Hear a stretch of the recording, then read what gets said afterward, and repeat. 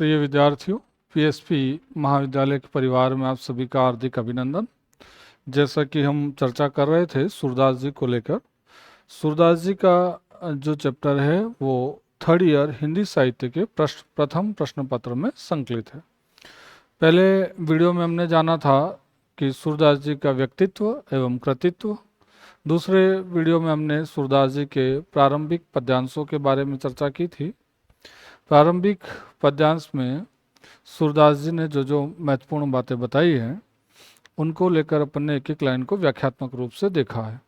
इसी क्रम में आज अपन आगे सूरदास जी की जो पद्यांश हैं उस पर चर्चा आज के सेशन में करेंगे। तो सूरदास जी जो हैं वो अगले पद्यांश में क्या कहते हैं। अंतिम पद्यांश में हमने देखा था कि कृष्ण भगवान से एक सखा मानते हुए सूरदास जी किस तरीके से मित्रवत व्यवहार करते हैं और अपने पापों को स्वीकार करते हुए भगवान श्री कृष्ण से अपने पापों के लिए क्षमा याचना करते हैं। सूरदास जी कहते हैं कि मैंने इस जन्म में ही नहीं बल्कि 7 पीढ़ियों से हम लोग पाप करते आए हैं, अतः आज मैं ये ठान कर आया हूँ कि आज निष्पक्ष रूप से निर्णय लेकर ही यहाँ से जाऊँ। अतः मेरे द्वारा किए गए जो पाप हैं इसके लिए हे पापों को हरने वाले श्री कृष्ण, मेरे पापों के लिए मुझे क्षमा करें। यहाँ तक की बातचीत अपन ने अंतिम वीडियो में की थी। आगे देखिएगा कि इस पद्यांश में सूरदास जी क्या कहते हैं कि प्रभु हो सब पतितनी को टीको और पतित सब दिवस चारी के हैं तो जन्मत ही को बदिक अजामिल गनिका तारी और पूतना ही को मोहि छाड़ी तुम और उधारे मीटे सूल क्यों जी को न समर्थ अग करीबे को खेची कहत हो ली को मरियत लाज सुर पतितनी में मोह तोनो को नीको। अब यहाँ क्या कहना चाहते हैं, तो पहली पंक्ति में क्या कहा है, प्रभु। प्रभु का मतलब यहाँ पे संबोधन जो है वो सूरदास जी किसको दे रहे हैं, तो भगवान श्री कृष्ण को। श्री कृष्ण से सूरदास जी का क्या कहना है, तो वो कहते हैं कि संसार में जितने भी पापी हैं, पतितनी, पतितनी का मतलब पाप करने वाला अर्थात पापी, और टिको, टिको का मतलब क्या होता है यहाँ, प्रमुख, कि जितने भी पापी हैं उन सब लोगों में महापापी मैं हूँ। यानी सूरदास जी कृष्ण भगवान के समक्ष स्वयं को क्या बता रहे हैं कि दुनिया में हे प्रभु जितने पापी हैं उन सब में महापापी जो है वो मैं हूँ, क्योंकि सभी पापियों का टीका जो है वो मैं स्वयं हूँ। और पतित सब दिवस चारी के हो तो जन्मत ही को, वे कहते हैं कि और जो लोग हैं संसार में, और यानी दूसरे, वो लोग तो 2-4 दिन पाप करते हैं और इससे ज़्यादा नहीं, जबकि मैं तो जन्मों से ही पाप करते आया हूँ। देखिए, मनुष्य है इस सृष्टि में तो जाने अनजाने में भी कहीं न कहीं पाप के भागीदार हम बनते ही हैं, लेकिन जो हमने पाप किए हैं उसे स्वीकारना वो अपने आप में एक महानता होती है। गलती हर व्यक्ति से होती है, लेकिन गलती को जो स्वीकार करता है वो महान होता है। यहाँ सूरदास जी अपने द्वारा किए गए पापों को स्वयं स्वीकारते हैं और कहते हैं कि दुनिया में दूसरे लोग तो 2-4 दिन पाप करते हैं, लेकिन मैं तो जन्म जन्मांतर से ही क्या करता आया हूँ, पाप करते आया हूँ।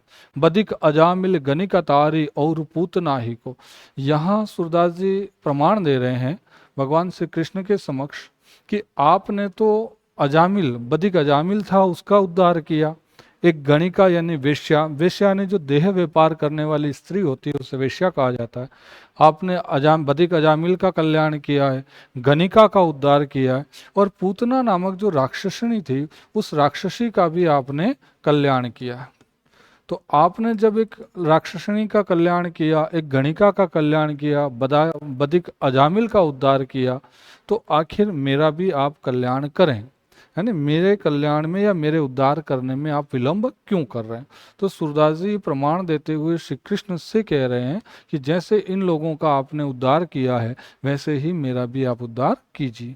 मोहि छाड़ी तुम और उधारे मीटे सूल क्यों जी को, वे कहते हैं कि आपने बाकी सब लोगों को का तो उद्धार कर ही दिया है, अब आप मेरा भी उद्धार कीजिए, क्योंकि मुझे इस पाप के कारण अब मुझे पीड़ा अधिक हो रही है। सूल की तरह मुझे ये पाप जो हैं वो चुभ रहे हैं, इसलिए मुझे इस पाप के बंधन से मुक्त कीजिए।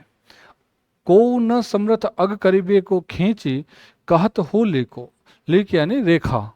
सूरदास जी कहते हैं कि मैं एक रेखा खींच कर ये कहता हूं लिख का मतलब रेखा, एक लकीर खींचकर ये कहता हूँ कि मैंने जितने पाप किए हैं उतने पाप करने में और दुनिया का कोई व्यक्ति समर्थ नहीं है, यानी सबसे अधिक पाप मैंने किए हैं, ये बात मैं एक रेखा खींचकर कह सकता हूँ।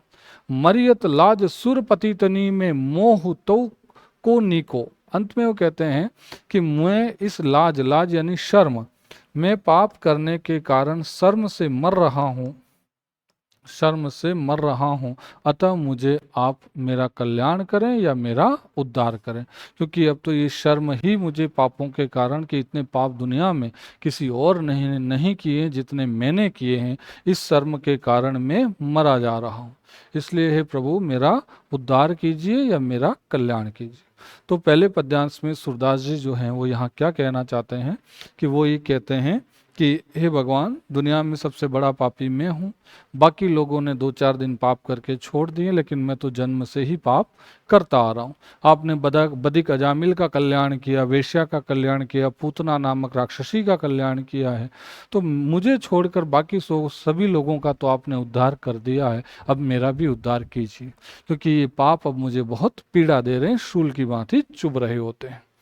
इसलिए वो आगे वो सूरदास जी कह रहे हैं कि मेरे समान पाप करने में दूसरा कोई समर्थ या सक्षम नहीं है, ये बात मैं एक लकीर खींचकर दावे के साथ कहता हूँ, और इसी पाप के शर्म के कारण मैं मरा जा रहा हूँ, इसलिए हे भगवान मेरा उद्धार या मेरा कल्याण कीजिए। ये सारी बातें इस पद्यांश के माध्यम से सूरदास जी भगवान श्री कृष्ण के समक्ष कर रहे हैं।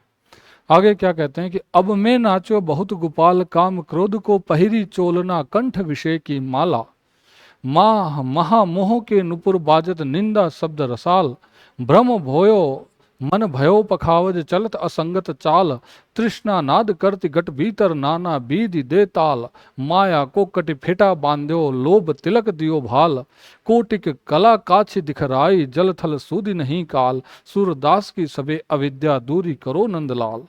क्या कहा है यहाँ पे? नंदलाल। नंदलाल यानी नंद बाबा का लाल, अर्थात कौन? श्री कृष्ण। नंदलाल किसे कहा गया है? तो श्री कृष्ण को कहा गया है। अब मैं नाचो बहुत गोपाल, सूरदास जी कहते हैं कि हे भगवान, हे गोपाल यानी श्री कृष्ण, संसार में मैंने बहुत से नाच नचा, आपने नाच नचाए हैं और मैं बहुत नाचा हूं। और किसके, कौन सा चोला पहन के नाचा हूं? काम और क्रोध, काम क्रोध रूपी चोले को पहनकर और विषय की माला गले में धारण करके मैंने बहुत नृत्य किए हैं इस संसार में। देखिए, काम क्रोध का तो क्या बनाया है? वेशभूषा, चोला, और गले में माला किसकी डाली है? विषय की माला, यानी कामनाओं की माला डाली है, भोग वासना जो है वो माला डाली है, और मैंने इस संसार में बहुत से नृत्य किए। इस पद्यांश के माध्यम से सूरदास जी ने मोह माया काम क्रोध की वास्तविक परिभाषा समझाई कि संसार में जो नकारात्मकताएं हैं, नकारात्मक तत्व हैं, उनके पीछे व्यक्ति भागता भागता अपने जीवन को समाप्त कर देता है, निरर्थक कर देता है। अतः इन निरर्थक तत्वों से मनुष्य को स्वयं को बचाना चाहिए और अपने जीवन का कल्याण करना चाहिए। जो मोह माया काम क्रोध के पीछे भागता है उसका जीवन निष्फल हो जाता है, कोई सार नहीं रहता है। तो वो कहते हैं कि मैंने चोला तो किसका बनाया था? काम और क्रोध का। माला कौन सी धारण की थी? विषय वासनाओं की। और मैंने संसार में बहुत से नृत्य किए, महामोह के नुपुर बाजत, और महामोह के अधीन रहकर, वश में रहकर मेरे नुपुर जो हैं वो बजते रहे हैं। और जब मैं महामोह के नुपुर बजे हैं तो स्वाभाविक है कि निंदा रूपी रस मेरे से, मैं निंदा रूपी रस के वशीभूत हो गया, यानी मैंने लोगों की निंदा करना भी नहीं छोड़ा। तो देखिए, मोह माया में पड़े रहना, काम क्रोध का चोला, विषय वासनाओं की माला, महामोह के नुपुर बजना और निंदा करना, ये सारी बातें सूरदास जी कह रहे हैं कि मैंने जीवन में की है। मनुष्य, एक सामान्य मनुष्य जो जीवन जीता है, और जैसा सूरदास जी जो बात बता रहे हैं, निश्चित रूप से व्यक्ति के अंदर ये ऐसी बातें निश्चित रूप से पाई जाती है। ये सारी सांसारिक नकारात्मकताएं हैं जो मनुष्य को चारों तरफ से घेरे रहती है, और इन्हीं चीज़ों के वशीभूत होकर मनुष्य अपना जीवन समाप्त करता है, निरर्थक करता है। इन सारी चीज़ों से मानव को सावधान करने की ओर कौन इशारा कर रहा होता है? सूरदास जी। ब्रह्म भयो मन भयो पखावज, और मेरे ब्रह्म रूपी जो पखावज है वो हमेशा मेरे मन में बजता रहा है। ब्रह्म और भय रूपी पखावज, पखावज यानी मृदंग, एक वाद्य यंत्र आता है, वो हमेशा बजता रहा है। चलत असंगत चाल, और मैं असंगत गलत लोगों की चाल चलता रहा हूँ, कुसंगति में में फंसा हुआ हूँ। क्योंकि संगत का असर मनुष्य पर निश्चित रूप से गिरता है। अच्छा व्यक्ति बुरी संगत में रहता है तो बुरा कहलाता है, बुरा व्यक्ति अच्छी संगत में रहेगा तो अच्छा कहलाएगा। यानी संगत का असर व्यक्ति के व्यक्तित्व पर जरूर पड़ता है। तो वो कहते हैं कि मैं इस संसार में असंगत यानी कुसंगति में भी पड़ा रहा हूँ। तृष्णा नाद करते घट भीतर नादा विधि दे ताल। और कृष्णा जो है, तृष्णा जो है वो विविध तरह के ताल और नाद जो है वो मेरे हृदय में करती रही है। तृष्णा रूपी ताल जो है वो बजती रही है। माया को कटी फेटा बांध्यो लोभ तिलक दियो भाल। भाल का मतलब ललाट, भाल, भाल से आशय होता है ललाट या मस्तक आप कह सकते हैं। अब क्या कह रहे हैं, माया को कटी, कटी यानी कमर। सूरदास जी कहते हैं कि मैंने कमर में तो किसका फेटा बांधा है, माया का, और भाल पर मैंने कौन सा तिलक लगाया है, लोभ का। तो कमर में माया रूपी फेटा बांधा और भाल पर मैंने लोभ रूपी तिलक लगाया है। कोटिक कला, और फिर मैंने कोटि यानी करोड़ों तरह की कलाएं दिखाई हैं इस संसार में। जल थल सुधि नहीं काल, और मैंने जल और थल पर करोड़ों विविध प्रकार की जो नृत्य किए हैं या जो कलाएं हैं उसका प्रदर्शन मैंने किया है। तो सांसारिक अवगुणों में बंधकर मैंने विभिन्न तरह के खेल इस दुनिया में दिखाए हैं। सूरदास की सबे अविद्या दूरी करो नंदलाल। सूरदास अंत में कहते हैं कि हे प्रभु, हे नंदलाल, मेरी जो ये अविद्या है, जो अवगुण है, जो नकारात्मकताएं हैं, इन सबको मुझसे दूर करो, नष्ट करो और मेरे जीवन को आप सफल बनाएं और इन सारे कर्मों के कारण मुझे क्षमा करें। तो यहाँ सूरदास जी ने सांसारिक अवगुणों, संसार की नकारात्मकताओं, मनुष्य जीवन की असफलता के जो तत्व हैं उनका यहाँ विस्तार पूर्वक वर्णन किया और ये संकेत किया है कि जो मनुष्य मोह माया काम क्रोध से परे रहता है, अलग रहता है, निश्चित रूप से उसका जीवन जो है वो बहुत बेहतरीन, सुखद और सार्थक बनता है। अगला पद्यांश देखिएगा। अगले पद्यांश में क्या कहते हैं सूरदास, मेरो मन अनंत कहाँ सुख पावे, जैसे उड़ी जहाज को पंछी फिर जहाज पर आवे। कमल नयन को छाड़ी महात्म और देव को ध्यावे, परम गंग को छाड़ी पियासो दुर्मति कूप खनावे। जे ही मधुकर अंबुज रस चाख्यो क्यों करिल फल भावे, सूरदास प्रभु काम धैनु तरी छेरी कौन दुहावे। यहाँ पर वो क्या कहते हैं, छेरी। छेरी का मतलब होता है बकरी। बकरी को क्या कहा गया है, छेरी कहा गया। ठीक है, कामधेनु आप जानते ही हैं। मेरो मन अनंत कहाँ सुख पावे। सूरदास जी कहते हैं कि मेरा मन अन्य कहीं सुख नहीं पाता है, क्योंकि मेरे मन को सुख सिर्फ श्री कृष्ण के चरणों में मिलता है, या श्री कृष्ण के भजन कीर्तन करने में ही मेरे मन को सुख और आनंद की प्राप्ति होती है। अन्य कहीं मुझे सुख की प्राप्ति नहीं होती है। ऐसी ही बात तुलसीदास जी ने भी एक जगह अपने काव्य में राम के समर्पण में कही है। वही बात कौन कह रहा है यहाँ, सूरदास जी कृष्ण के संदर्भ में कह रहे हैं। जैसे उड़ी जहाज को पंछी, एक जहाज समुद्र के अंदर एक अथाह सागर या समुद्र होता है, जहाँ तक दृष्टि जाती वहीं वहीं तक पानी पानी नजर आता है। तो जो जहाज चलता है, जहाज पे जो पक्षी बैठा होता है वो उड़ता है और चारों तरफ चक्कर लगाता है, लेकिन जहाँ जहाँ तक वो घूमता है वहाँ जल ही जल होता है, तो उसे बैठने के लिए कहीं जगह नहीं मिलती है। तो घूम फिरकर वो पक्षी जो है वो वापस उसी जहाज पर आकर बैठता है। तो यहाँ जहाज किसे कहा गया है, श्री कृष्ण को। पक्षी किसे कहा गया है, तो सूरदास मन को पक्षी कह रहे हैं कि मेरा मन विभिन्न जगह घूमता फिरता है लेकिन कहीं भी लगता नहीं है। कृष्ण जहाँ रूपी जहाज के ऊपर आकर ही मेरे मन को सुख की प्राप्ति होती है। तो जो जहाज पर बैठे समुद्र में पंछी की हालत होती है, वही हालत सूरदास के मन की है, जिसे कहीं भी सुख की प्राप्ति नहीं होती है। श्री कृष्ण के चरणों में या उनके भजन कीर्तन करने में ही उन्हें सुख और आनंद की प्राप्ति होती है। कमल नयन को छाड़ी महात्म और देव को ध्यावे। कमल नयन रूपी श्री कृष्ण जो है उन्हें छोड़कर अन्य देवताओं में मेरा मन नहीं रमता है। यानी कमल नयन वाले श्री कृष्ण के श्री चरणों में ही मेरे मन को शांति मिलती। परम गंग को छाड़ी पियासो, जैसे गंगा के जल को छोड़कर कोई किसी कुएं का पानी क्यों पिएगा।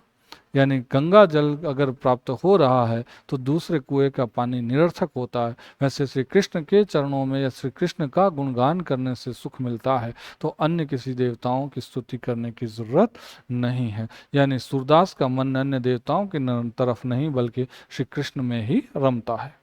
उसको प्रमाण दे रहे हैं कि गंगा को छोड़कर दूसरे कुएं का पानी कौन पिएगा। कूप, कूप का मतलब होता है कुआं। जी ही मधुकर अंबुज रस चाख्यो, और जिस मधुकर, मधुकर का मतलब किससे होता है, भंवरे से होता है। मधुकर किसका पर्याय है, तो भ्रमर का पर्याय है, भंवरे का पर्याय होता है। कि अगर भंवरा कम, अंबुज, अंबुज का मतलब होता है कमल, भंवरा किसका रस पान करता है, तो भंवरा जो होता है वो कमल के दो, जलज के दो, है ना, कमल का रस पान करता है। तो वो कमल को छोड़कर करिल की कुंजों पर कभी बैठेगा नहीं। जिसको कमल का रस मिल रहा हो वो करिल के कुंजों पर क्या काम उसका। तो सूरदास प्रभु कामधेनु तजी छेरी कौन दुहावे। यहाँ पर अंत में सूरदास जी कहते हैं कि जिसको कामधेनु का दूध प्राप्त होता हो वो बकरी के दूध को क्यों पिएगा। यानी कामधेनु के दूध के आगे बकरी के दूध का कोई मूल्य नहीं, गंगा जल के आगे अन्य कुओं का कोई मूल्य नहीं है, कृष्ण के अन्य अलावा किसी और का कोई मूल्य नहीं है।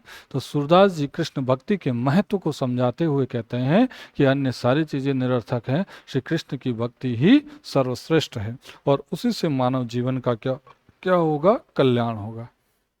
तो आज के सेशन में हमने सूरदास जी की कौन कौन सी बातें जानी है, तो एक बार आप देखिए। पहले जो पद्यांश अपन ने पढ़ा है उसमें क्या कहा गया है, तो पहले में ये बात कही गई है कि सूरदास ने स्वयं को महापापी माना है। बाकी लोगों की अपेक्षा सबसे ज़्यादा पाप करने में समर्थ कौन किसको माना, सूरदास ने स्वयं को। और श्री कृष्ण से क्या कहा है कि मुझे मेरे पापों का, तो मैं पापी तो हूँ लेकिन आप मेरा उद्धार कीजिए। जिस तरीके, क्योंकि आपको, आप पापों का हरण करने वाले हैं, लोगों के दुखों को हरने वाले हैं, तो ठीक बाकी लोगों का कल्याण किया है वैसे मेरा भी उद्धार या कल्याण कीजिए। दूसरे में क्या कहते हैं कि मैं सांसारिक मोह माया काम क्रोध में फंसा हुआ हूँ, और सांसारिक मोह माया और काम क्रोध के पीछे मेरा जीवन निरर्थक होता है, अतः इन बंधनों से मुझे आप मुक्त कीजिए। अगले में क्या कहते हैं, तो वो कहते हैं कि मेरा मन श्री कृष्ण भक्ति के अलावा अन्यथा कहीं नहीं लगता है। एक जहाज पे पंछी का प्रमाण देते हैं कि जहाज का पंछी उड़कर वापस जहाज पर ही आकर बैठता है। एक गंगा नदी का उदाहरण देते हैं कि गंगा का जल छोड़कर कुएं का पानी कौन पिएगा। और जो भंवरा होता है वो कमल का रस पान करता है, तो वो करिल के कुंजों पर कभी नहीं बैठता है। और जिसे कामधेनु के दूध का पान करना हो वो बकरी के दूध का पान क्यों करेगा। तो इस प्रकार से सूरदास जी ने श्री कृष्ण के प्रति जो समर्पण भाव है और श्री कृष्ण भक्ति की जो महत्ता है उसका इन पद्यांशों में गुणगान किया है। तो यहाँ तक की बात आपकी समझ में आ गई होगी। सूरदास जी के आगे के पद्यांशों की चर्चा अपन अगले वीडियो में करते हैं। धन्यवाद।